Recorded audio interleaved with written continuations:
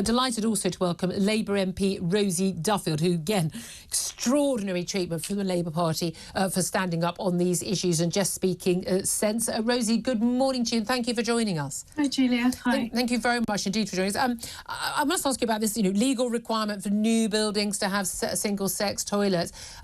It's a good start, doesn't go far enough. Why doesn't the government, I know it's not your party in power, but why doesn't the government just simply say, oh, every woman and girl has access to a same-sex toilet, and that means if you've got a todger, you ain't coming in?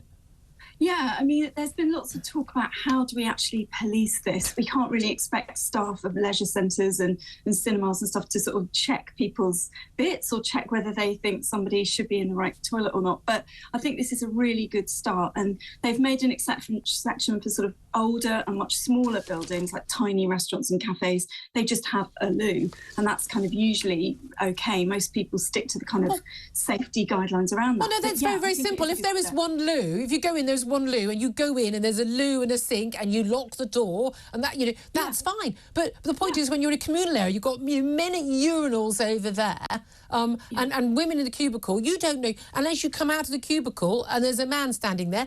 I'm sorry, you're in a confined space. You don't know if that person is a risk to you or not. Absolutely. And I think, one of the examples that I use is that when I was at a Labour Party conference a few years ago, my ex did in fact turn up and try to sort of intimidate me.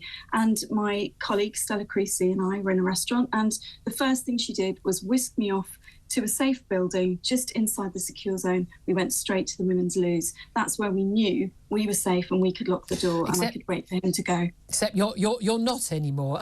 You've been treated appallingly by the Labour leadership under a number of different leaders for standing up on these issues. You've been called, like J.K. Rowling and others, appalling names when you've never done or said anything anti-trans, anything hateful or bigoted or phobic. You simply wanted to stand up for women's and girls' safety and rights and, biological reality. You've got the backing of the majority of people in this country, and certainly the vast majority watching and listening to this show. What do you make of where Keir Starmer is now? He did a Radio 5 interview where he said that he no longer thinks that 99% of, or 99.9% of women don't have penises. He seems to think it's 100%. But he still hasn't answered the question of whether he thinks a trans woman is a woman. I mean, a trans woman is a biological man. Simple as that, isn't it? Do you think you can be safe in your party while you've got a Labour leader who doesn't know that?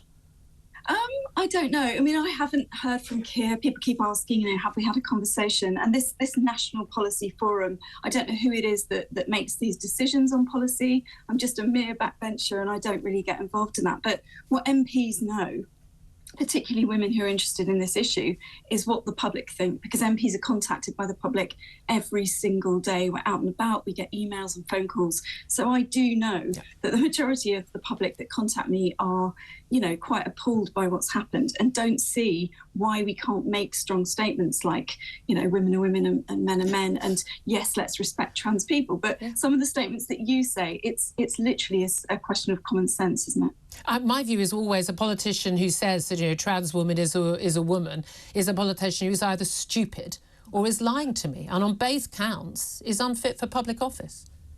I think we're so afraid, aren't we, of being cancelled. I mean, in my own party, there are lots of women who agree with me, but that won't come out and say so. And I think it's MPs, MPs yes, who won't. Yeah, and it's. You should call them out. You should call them out, because they're not protecting girls who haven't got a voice, women who haven't got a voice, or women who tried to use their voice and being cancelled, lost their jobs. You should call them out. You should go into Parliament and you should name them and say, I know you agree with me. I know you agree with me. Why don't you say it publicly? I've been close, I have to admit, Julia, when other people are sort of seeing what's happened to me and they're deciding they don't want any of that. It is sometimes tempting to say, but you agree with me. And, and most of the people that agree with me are either on the front bench or in the shadow cabinet.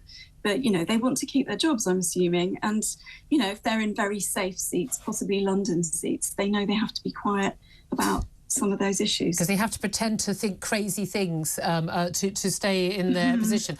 That's quite telling, isn't it? Can I ask you about something? I spoke to Steve Barclay, the Health Secretary, about a bit earlier.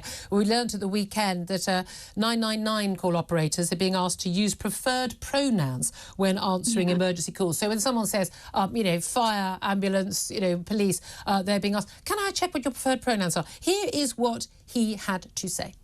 That's not the sort of thing I support. I wrote out to health bodies in March, being very clear on my expectations that they shouldn't be using organisations like Stonewall with their own agenda. I think I'm very clear in terms of the steer that I'm giving to health authorities.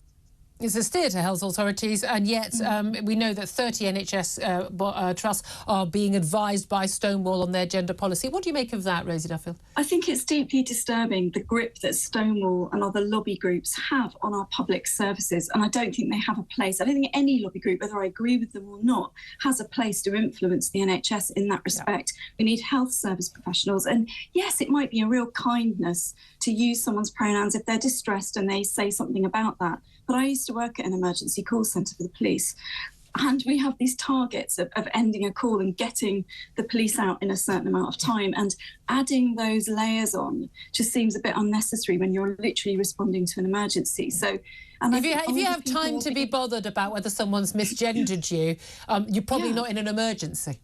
Exactly, but also I think older people, if they're calling for an ambulance, they're not really going to necessarily understand what that's all about. Yeah. I think that could be quite distressing. So I think Steve's right in this instance.